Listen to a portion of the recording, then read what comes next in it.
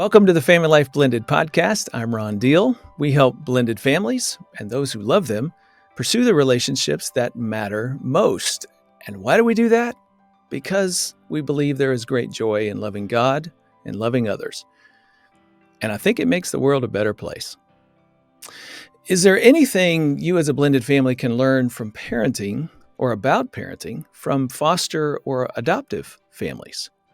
And if you're adding a foster child or adopting a child to your blended family, what are the unique parenting matters that you need to be mindful of? And how will all of this process maybe impact the other members of your blended family? These are just some of the questions we're going to be exploring on this episode of Family Life Blended. So stay with me. We'll get to that in just a minute. Want to tell you that in January, Nan and I are releasing our first book written together. It's called The Mindful Marriage. It's written for all couples, not just blended families, but personally, I think it's one of the most important books that I've written for couples and step families. You can pre-order it now. Comes out in January, but you can get it on Amazon, Barnes & Noble, wherever you get your books. We'll tell you more about that in December, but for now, make sure that you've subscribed to our monthly Strengthening Step Families newsletter if you haven't done that. We want you to be able to get updated about that and our Women and Blended Families live stream that happens every month and everything else that we're doing around here. Go to the show notes. We'll get you connected to our monthly newsletter. Okay, Jenni Lord is the founder of Chosen. Chosen is an organization committed to empowering families and adoptive families in foster care situations and facilitating the recovery of children from trauma. Jenni, thank you so much for being with me today. Ron, thank you so much. It's an honor to be here. What do most people not understand about the inner world of a child who is adopted or the child that is going through the foster care system? Just bring us up to speed. Talk to us a little bit about kids and that world and what should we know about that? Yeah, we're going to go deep real quick, Ron. I see that. Let's do it. Let's jump in. I think in the last 25 years, the church has woken up to some of the issues and the plight of children who have experienced orphanhood or who are facing the loss of their first family and being in the foster care system. But what I don't think is visible just, off the cuff or on the street is that the loss and grief that follows that child, often for a lifetime, is latent within them, and they don't always have the ability to articulate their story or even articulate some of those feelings about that loss and grief. But it's a lens that, as the adults who are in these children's lives, it's a lens that we need to approach the child with so that we have a deeper understanding and compassion for what they've experienced previously. Latent. What do you mean by that?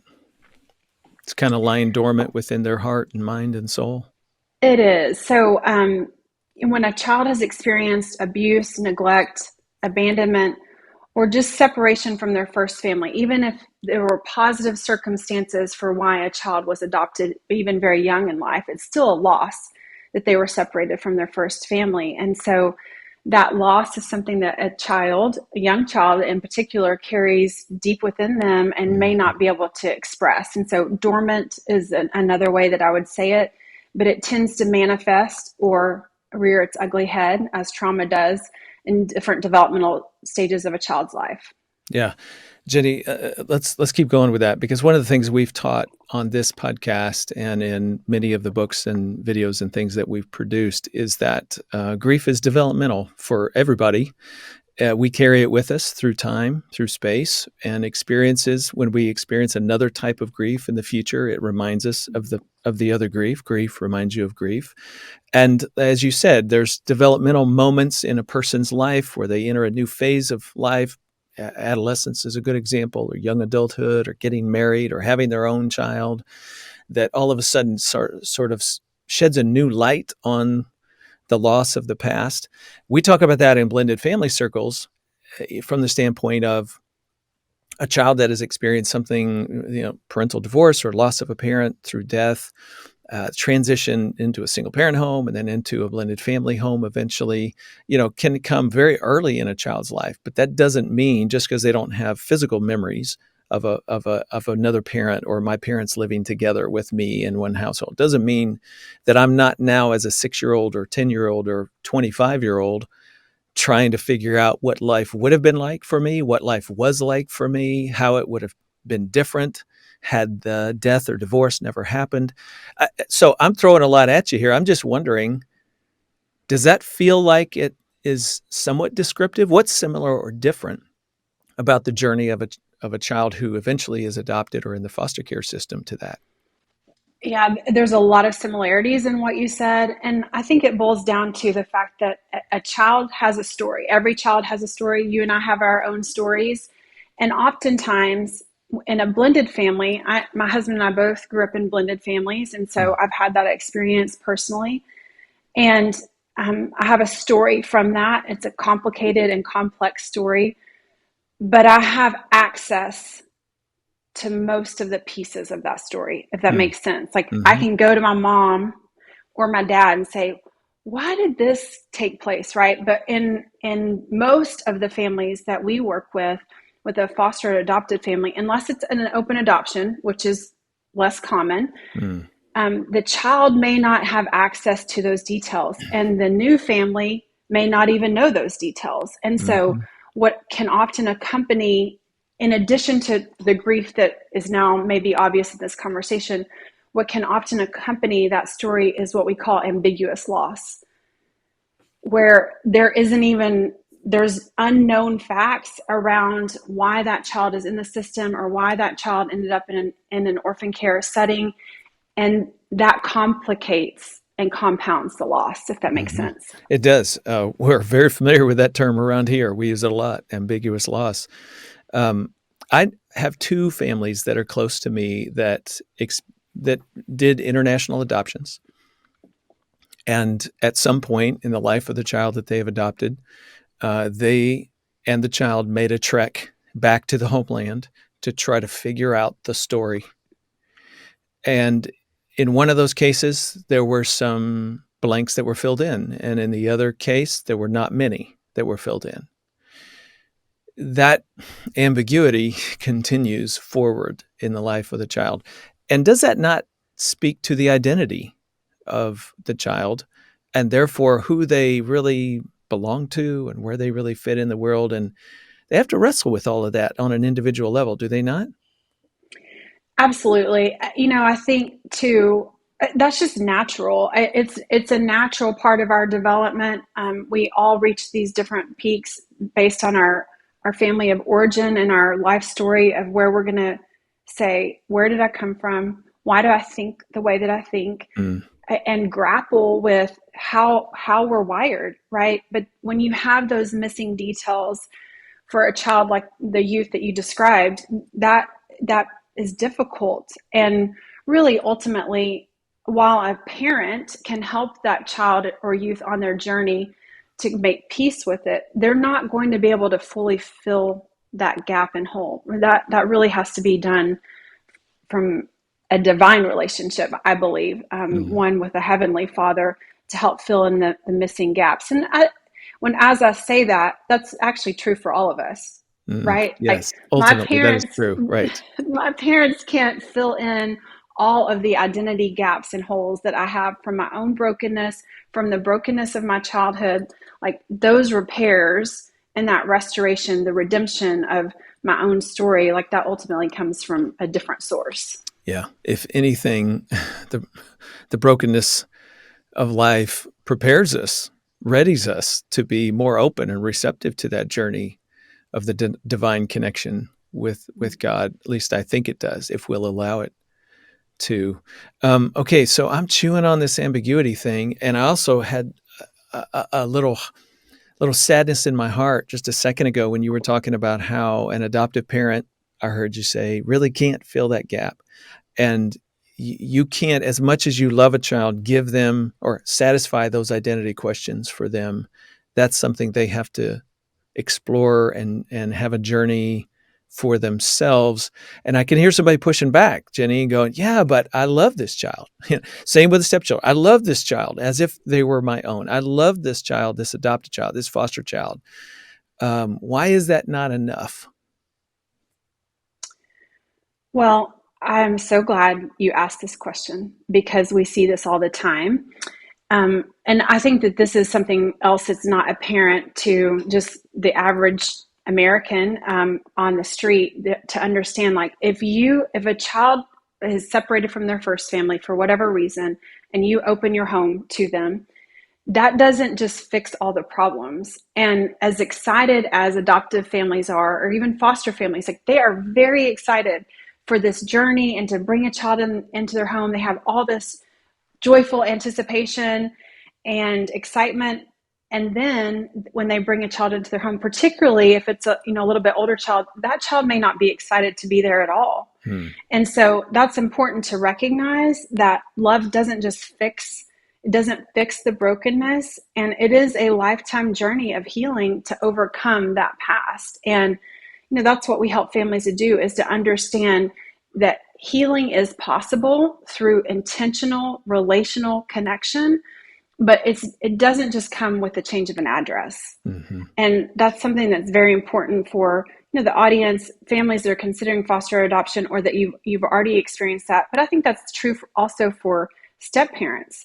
I know that if you are a loving step parent, or you're listening to this podcast because you want to be a better step parent and you want to get it right with the kids, the way that you're loving doesn't necessarily fix the problems that have stemmed from the loss of what their original family looked like, right?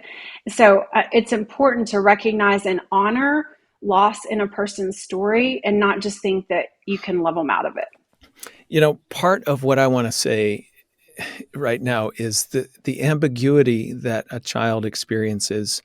And this, I think, is true of stepchildren, not just foster or adoptive children. When there's an ambiguity to the backstory for them in their life, there's always this open question mark. So we talk around here as love and trust, emotional safety that comes from a trusted environment with people who love and care for you. That those are the two really foundational pillars upon which all healthy relationships are formed. And a child who has question marks hanging over their head about, why did my mother give me up for adoption? Why did you and dad divorce? Why isn't dad around more? Mom's not around. What is this? All these questions. No amount of love from one single person is going to overwhelm all of those question marks and somehow bring satisfaction or bring emotional safety when they're still wondering, could I have done something different that would have kept dad involved in our family? Could I have done something different as a child that would have prevented me from being adopted? What if this would have been different and that would have been the different outcome? Then it's sort of like those all have to play themselves out. Like they have to resolve as many of those questions as they can before, check me on this. It feels like those are just always under the surface. And until I've resolved as many of them as I can, it's hard for me to rest in what I do have in my life. Yes, I think that is an astute observation. And I would take it a step further, Ron. I said this earlier in the show. A child they may not be able to articulate what you just said. Right. They may not be saying things like, if I would have done something different, maybe dad would still be here. But those questions are in their soul. Mm-hmm. And they may not be able to verbally process it, but what it often looks like is behaviors. Mm-hmm. So it looks like rejecting love, pushing people away, other defense mechanisms, coping mechanisms to find that emotional safety that you mentioned, right? They're looking for that. And that is where there tends to be breakdown in family, or chaos, or a lot of conflict. Is a child is acting out because of those wounds and those unanswered questions that they may not be able to speak, and a parent doesn't understand. And a step parent certainly is just like, this is not, I don't understand your behavior. I just want it to stop. Yeah. And they're not meeting the child's emotional needs that are beneath the surface, like you're talking about. And that's where a lot of issues can really be challenging. Yeah. I know this is bridging into some trauma understanding of the brain and how we carry that forward and how that works in the life of a child. I want us to talk a little bit about that. I'd love for you to educate all of us about it. But first, I want you to just slide into that conversation by distinguishing between capital T trauma and maybe lowercase case t trauma. That's one way I like to say it. Just sort of, there's not everything that happens to us in life is a capital T trauma. How should a parent be thinking about this in the life of a stepchild, an adoptive child, a foster child? It's a good question, and it's a hard question. And Yeah. I think it's a very relevant question because trauma gets thrown around a lot. It's a buzzword, if you will. Mm-hmm. We're talking about the mental health crisis of our youth in this country, as well as others, on the decline post-pandemic and so forth. So we hear trauma a lot. But I think it's important to know the root word of trauma in the Greek is actually wound. Mm. So it's a wound, and there are big wounds and there are little wounds, right? My family's, the divorce that I experienced, particularly the first one between my parents, like that was a big wound in my life. And I was, third grade, and I was just trying to do the best I could as the big sister in the family to like hold things together, right? Like in my little mind. But I wouldn't have said, oh, that's a big T trauma. But looking back, it certainly was. There have been other things in my life that were hurtful, maybe in my marriage or, something that someone said to me or about me, but it wasn't, it was a smaller wound, if you will, like not something that is going to reshape my identity, literally. And Yes. so I guess that's where I would probably draw the line, is where a big T trauma is, it's going to shape identity. It's going perhaps cause identity issues, whereas a little T trauma, daily wounds that we each encounter just in this broken world, they're not going to necessarily alter my identity. That's probably where I draw the line. And I've never said that publicly, but I don't think I've been asked this question either. Mm-hmm. But in my mind, that's where I really see the line, because in our space in particular, we're working with children who have experienced complex developmental trauma. That means one loss after another, one thing compounding that deeper original wounding, if you will. And that buildup matters. It grows and grows and grows. It's not one straw, it's all of the straws that end up contributing to breaking the camel's back, so to speak. And it's hard to see that. You're loving a child, you're looking at a child, you're trying to cope with their behavior, and it's hard to look past that outward behavior to what in the world is underneath all of this. And it's sort of like until you begin to start digging, you don't really know how deep it goes. That's right. Isn't that true for our own Absolutely. lives as well? Absolutely. Okay, good. So say a little bit more about the brain science and what do we know about trauma here and how does it linger? Yes, I'm so glad that you asked the question. I have a brother who was adopted out of foster care. That's where I first got into this space. That was what God used to open my eyes to the plight of children who had been impacted by abuse and neglect. And he came into our family when I was a freshman in college. He was a toddler. So that was a long time ago. It was in the middle 90s. And at that time, we did not know about the impact of trauma on the brain. Actually, the 90s are considered the decade of the brain. And that was when neurological science was developing and being understood about the impact of trauma on the brain. So what we now know, and God is so good to give us, I think, this understanding. But harm in our life, emotional harm, does rewire the way that we think. Meaning, there's a neurological impact that literally you can look at brain scans of an abused child and a child who's not been abused, and you can see the differences in their brain. But what we do know also is that the brain is what we call plastic.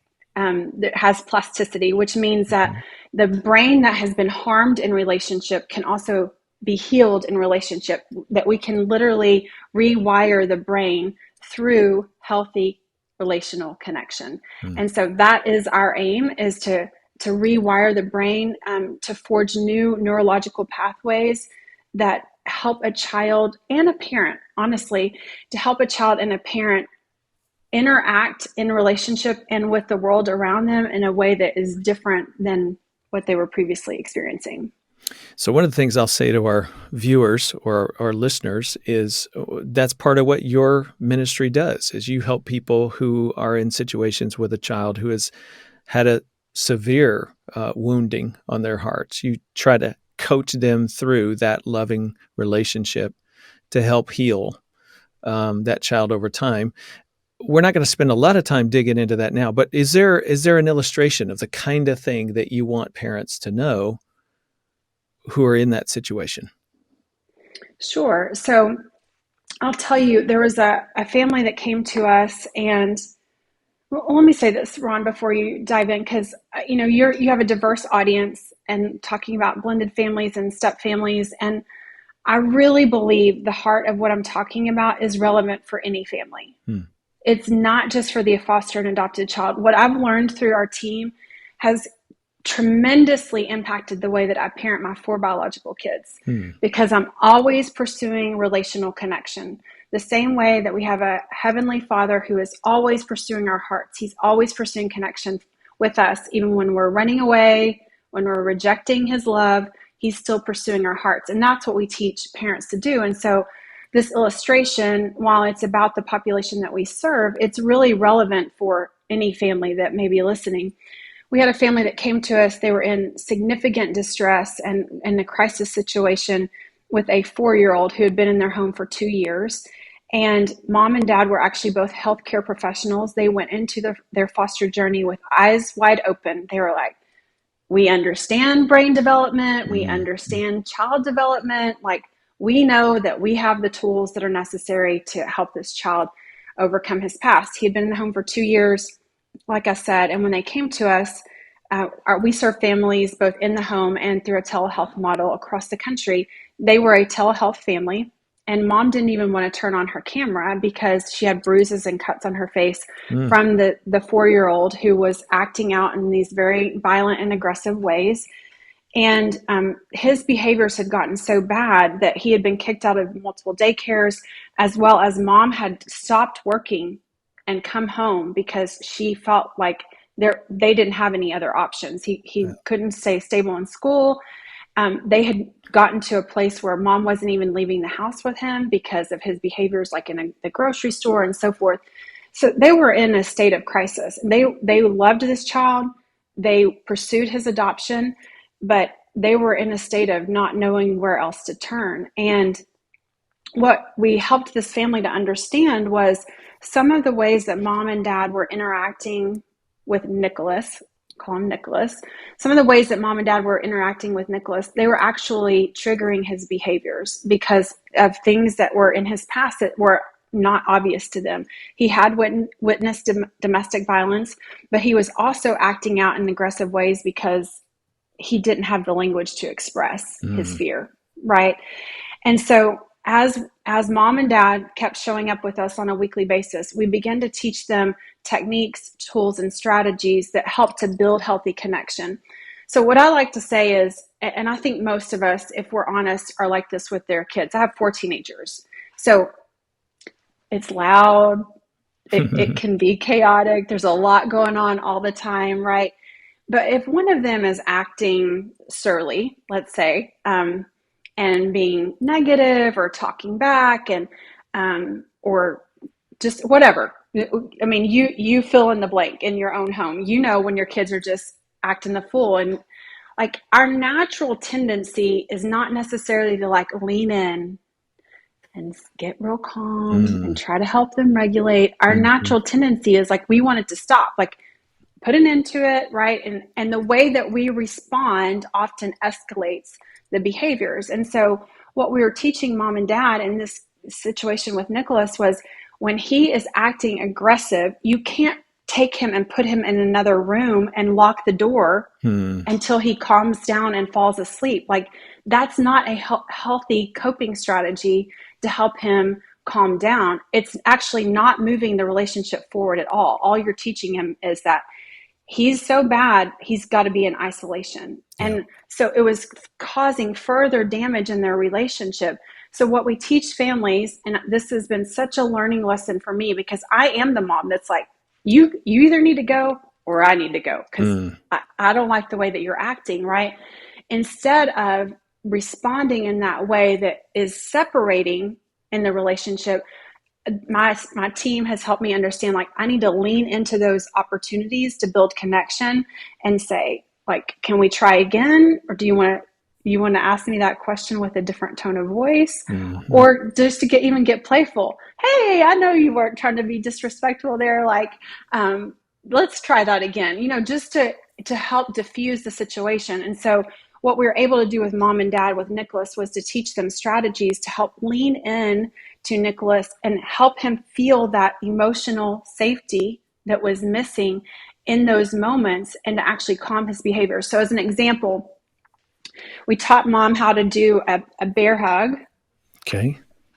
And say, okay, Nicholas, together we're going to take some big deep breaths. I'm gonna model it. Our staff is saying this. We're not saying this to a 4-year-old, of course, but just like me. Inhale. Yeah. Do it just like me. Right. Yeah. And that's called co-regulation. And so as in those moments where he was getting physically aggressive, if you're able to just teach the very simple breathing techniques, and then what happens is, because she had lots of opportunities, as she was able to model that and demonstrate that and then do it with him, he was able to start doing that on his own. I need to take some deep breaths. When he was getting fired up, right? And so that seems so very practical, but it's not necessarily intuitive.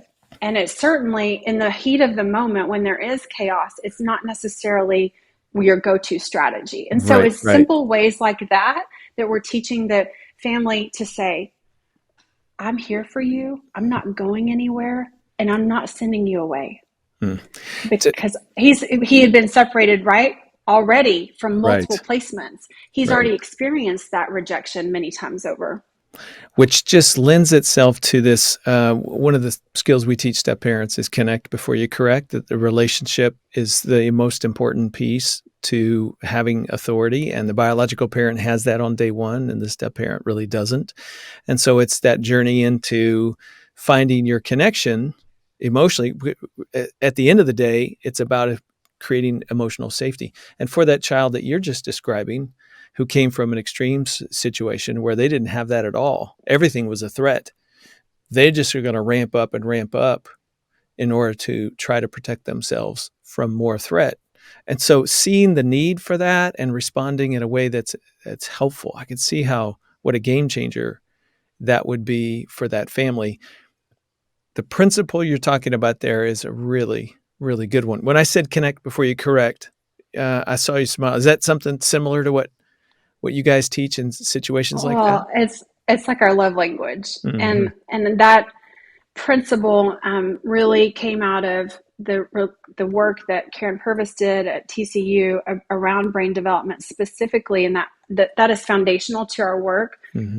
Always pursuing connection, especially before correction. And what the strategy that I'm talking about is useful for any type of family. It's not just for the foster adoptive family. And I think that's true with the Lord, right? Scripture says it's his kindness that leads us to repentance, which means to change. And so in his kindness, he's pursuing something and pursuing our hearts and showing us, like, there's a different way that you could have handled that, or whatever. And that's what we're teaching families to do, is to pursue the heart before the correction. I came from a family of origin that was, you do what I say because I'm the parent. It was very authoritative, and I'm the parent. Don't question me, that sort of parenting style. And I brought that into my own home. And I have just found that is the antithesis of building connection. You can create fear in a child, to fear authority, and not necessarily in a positive way. But when I make space to actually listen to my kids, even when I don't want to, when when I listen to what they're trying to say and I'm not dismissive of their feelings, dismissive of their experience because I'm just trying to solve for a problem Yeah. or just trying to get a behavior to change. That intentionality is what builds connection. Jenni, let me make an observation about that because I too have noticed that tendency in myself raising our three boys. I want to be quick to get on top of this. Whatever behavior I'm seeing that I don't like, I want to get on top of it. I want to squelch it and stop it right now. Here's what I've noticed about myself, and I think noticed about others. The irony is, in that moment, I'm the one who's dysregulated. And what I'm demanding from my child is that they act in a way that regulates me. That co regulation is upside down. It's supposed to be me who self regulates so I can help my child learn how to regulate themselves. And the opposite is true when you get authoritarian. You're needing the child to act a certain way so I don't feel bad about whatever moment is happening. And I think that's so ironic. And it's sort of like, I remember having to look in the mirror and go, yeah, what is this about me that needs you, 4-year-old, to act better so I feel better about me as a parent? Yeah, that's upside down. And I gotta work on me, which is always what parenting does, right? It makes us work on us as parents because we're the ones who have to self-regulate. This is good. Absolutely. This is good stuff, and I know there's application for anybody listening: biological parent, step parent, foster parent. Hey, I want to merge. I want to ask a little bit related question. So, if there's somebody listening right now and they're a blended family, and their kids have already been through a couple of transitions, been through some loss, born into ambiguous loss of a blended family where they don't really know what the relationship rules are, and they've been trying to navigate that journey along with you as a family, trying to build your own family identity. And now a foster child or adopted child is coming into the home. I'm wondering how that might ripple into create questions for the biological children in the home or the stepchildren in the home. Does that make sense? Sure. Somebody else getting the time, the attention, here comes foster child, everything's devoted to them now. For kids that have already had their parental attention turned elsewhere because of death or divorce or new spouse and family. What are some things that people should be even aware of there? Well, let's start with if the children are really of almost any age, unless they're infants, you want to sit down and talk with them about the decision and hear what they think about it. Mm. My husband and I served as foster parents several years ago, and our youngest at the time was 6. And my oldest was right about 11. And we sat them down together and said, this is what we are doing we feel that God has called us into this. We want to talk about that as a family and hear what you think about it. And, just honoring their voice in that process is really important. They'll surprise you. And one of the things it's important to understand is this is not a mom and dad journey. This is a family Mm. journey. There is no way that you introduce a new child into the home, regardless of status, but certainly one with big T trauma. There's no way that you don't introduce a new child into the home and it not affect everyone. One of our families astutely said, trauma is contagious. So if you're bringing a child with big T trauma into your home, there is going to be secondary trauma. And it's important to understand that and know the needs of the children in your own home. As an example, if you have a teenager who is acting out and they have been part of that ambiguous loss and they have their own struggles, if they are not in counseling or they're not working some of that out in some form, that could get really messy really quick. And so you just want to be mindful of your family circumstances and get their way in, but also be attentive to their needs in bringing a child into the home. What tends to happen is when you bring a new child in with big T trauma, and especially for a mom and dad where it's a blended family, I've seen this over and over where they didn't have children together, but then they foster or adopt a child together. So then it becomes theirs, quote Yeah, unquote. almost like the ours baby if they were to have one. Right. Well, that's another dynamic at play that is, it's giving your other kids a message of some sort. And so just to be intentional about, this child isn't replacing you. Yeah. This child doesn't replace my love for you, but they are probably going to need an inordinate amount of attention for a time, right? And that could be a long time. So being attentive to your other kids' needs is super important. One of the ways that we teach families to build connection is through child-directed play. Hmm. And the science shows that just 10 minutes of child-directed, uninterrupted play a day builds healthy connection. 10 minutes. And so, as an example, in this case, if we were working with a family that was in this scenario, we would say, okay, you're being upfront about who's bathing the new child. So I'll use myself as an example. We took in a sibling group. We had a 5-year-old little girl and an infant child.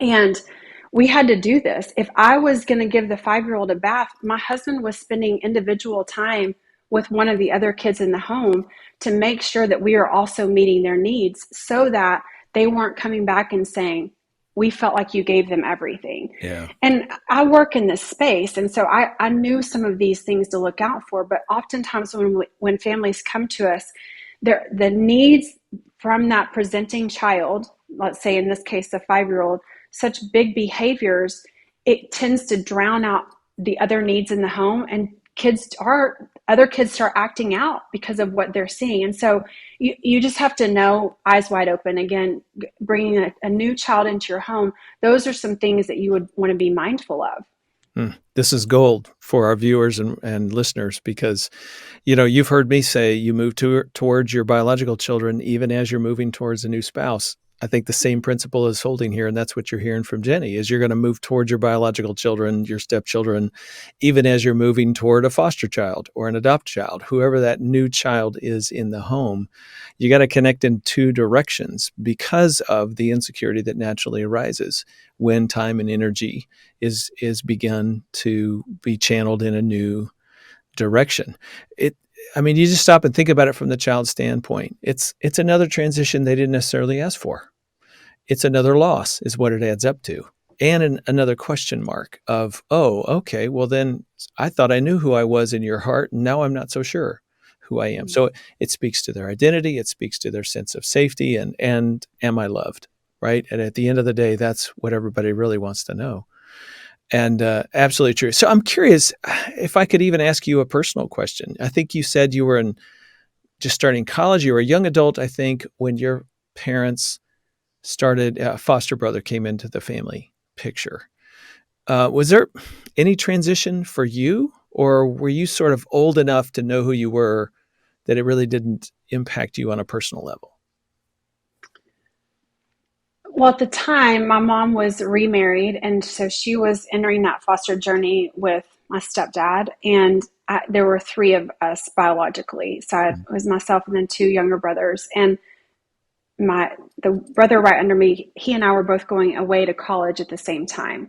So my mom was going to have one child in the home who was 15, and she was young and just said, I have more love to give. She was married. And this is actually, I wasn't even thinking of this in my earlier example.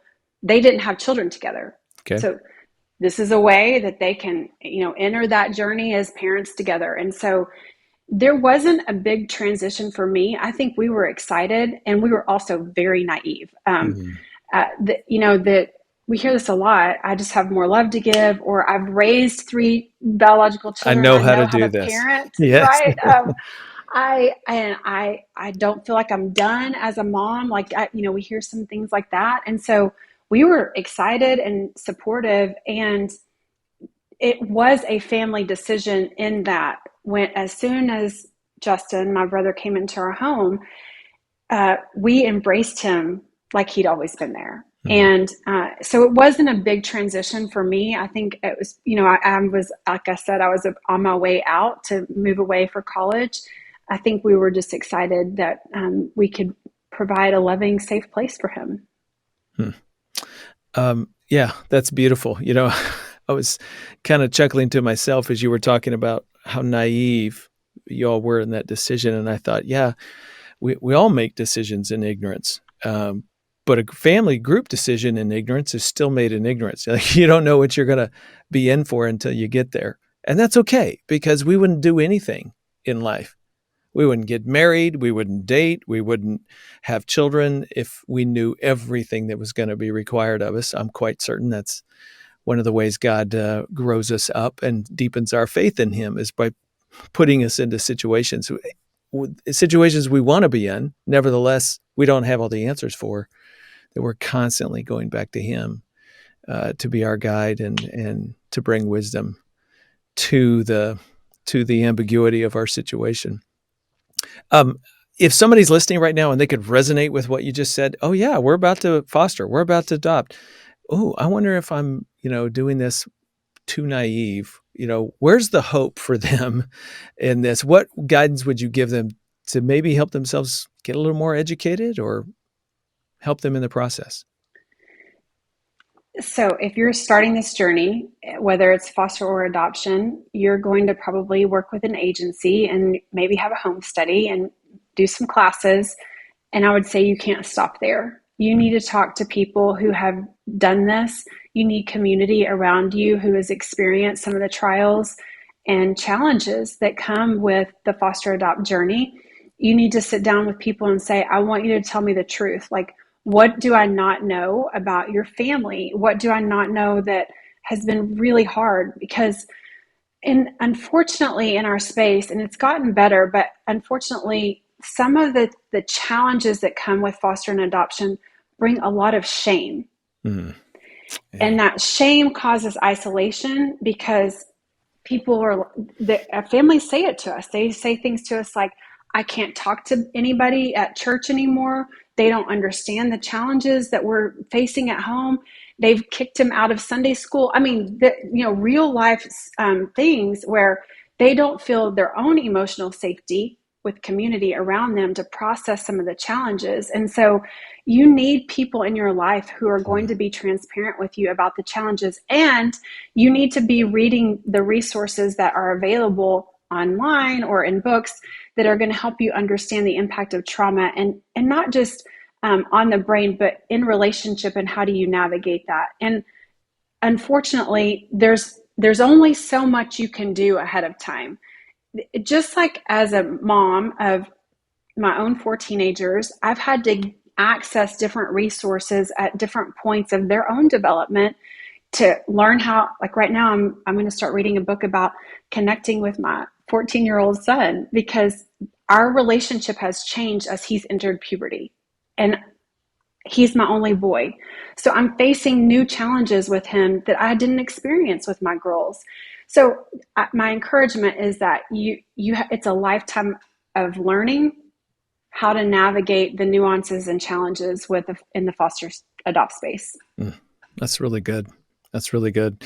If you were talking to a blended family who was considering fostering, adopting, is there anything in addition to what you just said that you would add to the conversation?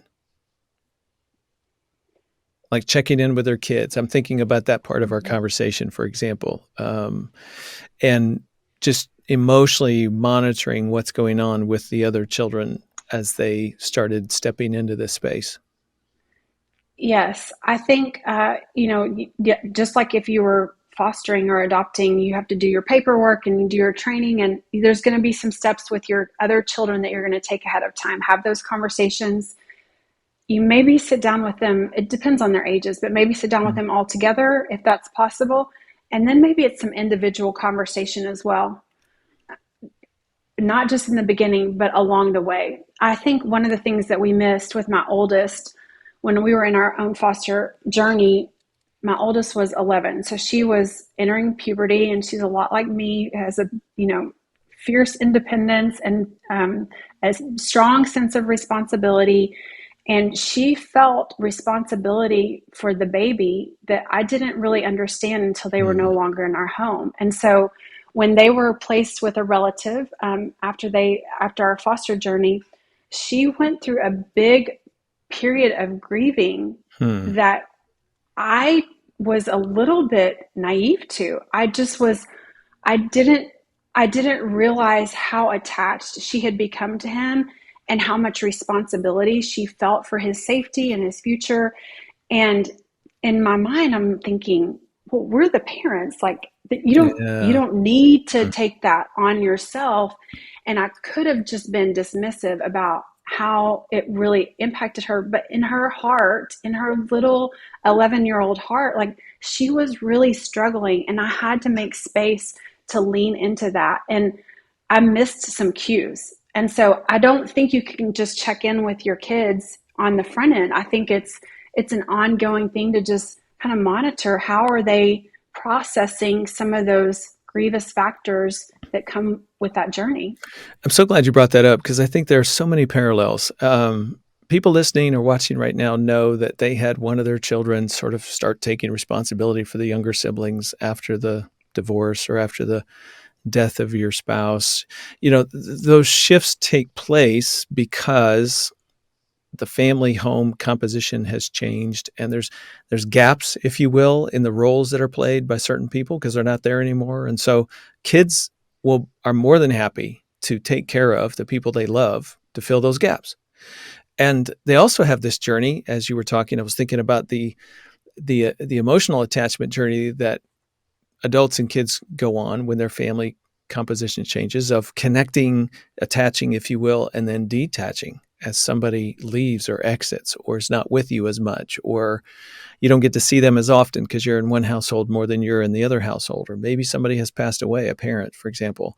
And so there's a permanence to that detachment that you're trying to resolve and grieve over time. And so when new people come in, as your daughter did, she attached, and she attached even more than you anticipated. Other children will sort of remain detached because they're not sure when that person's going to leave. I've already learned not to get too close because things happen, things change, you get hurt. So there's all of those apprehensions about moving toward another new person, moving away from them. Different kids, I would imagine, will handle that in a different way. And their past, their story, their background, their lowercase t and their capital T traumas are going to impact exactly how they move toward or away, and the timing of all of that. To what you said, I think is a really good observation. You don't know. None of us can anticipate everything that's going to happen for everybody in your home. You keep checking in, you keep listening, you keep trying to look for the signs and the cues, talking to one another as husband and wife, trying to navigate the space as a couple. Yeah, I'm glad you said that. I think, I want to point out this: the family is a system. So if you add one person or you take one person, if one person goes away, like, the system dynamics change. Mm-hmm. And you're so right in that it's going to affect different people in the family differently. I think if you were talking to my daughter, I don't want to speak for her, but I would suspect that she would say that that was a trauma for her, that they left our home, where Mm-hmm. my other three wouldn't talk about it that way. And that's one of the challenges with big T and little t trauma is you could have the exact same scenario happen, and the way that somebody processes it is it's their process, their personality, how they're wired, all of that is going to come into play as to whether or not it comes down to a big T or little t trauma. Mm. And as a parent, I'll share with you from my own experience, like, just a caution to try to not make the same mistake that I did, is not to filter that through your own lens to minimize your child's experience, because to her, it was traumatic. And she felt a serious loss from that. And it was harmful to our relationship for me to minimize that. Mm. Mm. Okay, Jenni. If I was listening, a fly on the wall, listening to our conversation, I might be thinking, wow, they're trying to scare us out of fostering. They're trying to talk us out of adopting a child. By the way, let me just step back for a minute and talk to everybody listening. I think there was a season where good-hearted Christian people were encouraging foster and adoption, and they should be, and I'm a firm believer in it. But we did so kind of blanketly with, I don't know, the naivete that you were talking about earlier. Hey, just do this, love of God, child's going to be, everything's going to be wonderful for everybody. And then we began to notice, well, it's more of a journey than we anticipated. People started talking about it. And I think now the foster care system, the adoption system, by and large, does a better job of educating people. I'd be curious what you would have to say about that. How well are we educating parents before they step into that space? But let me just say this. So we've talked about some of the road hazards, but it doesn't mean we don't want to get out on the road and go. There's a trip to be made. And for some people, that journey is just full of blessing. And they're wanting to bless a child. Do you have hope for the system? Do you have hope for foster care as an entity, as an opportunity to minister to the life of a child, and in the adoption system? What's the balance to this conversation? Yeah, thank you for bringing it down to this, Ron, because I want to be honest about the challenges and those road hazard signs. We want people to go in with eyes wide open and mindful. You're fighting a little bit against human nature, because I've sat in those foster care classes and you're like, the resounding thought is, that won't happen to me. You hear a lot of hard stories, and then it happens to you. So, but I do have hope for our system. I have hope for a couple of reasons. One, I think there's been a shift to move away from a child welfare system that is primarily focused only on physical safety to a child and family well-being system, where we're actually including that emotional safety and emotional well-being that you're talking about. There is a recognition in the system that families need far more than just the training that comes on the front end. You need real world, practical help, tools and techniques to keep going in this journey. And so I do have hope. And I think that ultimately the church, the people of God, like, we are the ones who are called to care for vulnerable children and for orphans, right? And so there is hope in that, because that wasn't my idea. That was God's idea. Yeah. And his plans are good. And so I do have hope that we're on a different pathway. Just recently, maybe this summer, some of you may have seen The Story of Hope. It's the story of Possum Trot in East Texas, where a church, a very tiny, poor, rural church, took it upon themselves. 22 families adopted 77 children who had been languishing in the foster care system. Like, that was a move of God. And that story of hope is designed to be a catalyst for the church, for the movement of God in this country, that we are the answer to these children who, they're in those systems through no fault of their own. And they are created in the image of God and worthy of love and worthy of knowing that they are treasured. And we have the opportunity as Christians, as believers, as parents, to step in and be part of the solution to their story. And if you, the listener or viewer, feel so called, God be with you. It's a wonderful ministry. And thank you for answering that call. Jenni, thank you for being here with us and offering your expertise and your perspective. Thank you, Ron. Really appreciate the opportunity. Love the conversation. Would be delighted to come back. If you want to learn more about Jenni and the work that she's doing, check the show notes. We want to get you connected. I have to add that counselor and children's author Michelle Niter just did a workshop at our Summit on Step Family Ministry last month that hit on many of the themes that we've been talking about today, helping kids and parents deal with the big emotions that we all experience in life. So if you're a ministry leader and you missed out on this year's summit, it's available as an all-access digital pass. Actually, many of our summit keynotes and workshops for the past decade are available as a digital pass. So check the show notes. We'll get you connected to that as well. Okay, next time, Gayla Grace is back. She and I are going to be talking about gratitude in your blended family just in time for Thanksgiving. It's just around the corner, so join us. That's next time on Family Life Blended. I'm Ron Deal. Thanks for listening or watching. And thank you to our production team and donors who make this podcast possible. Family Life Blended is part of the Family Life Podcast Network, helping you pursue the relationships that matter most.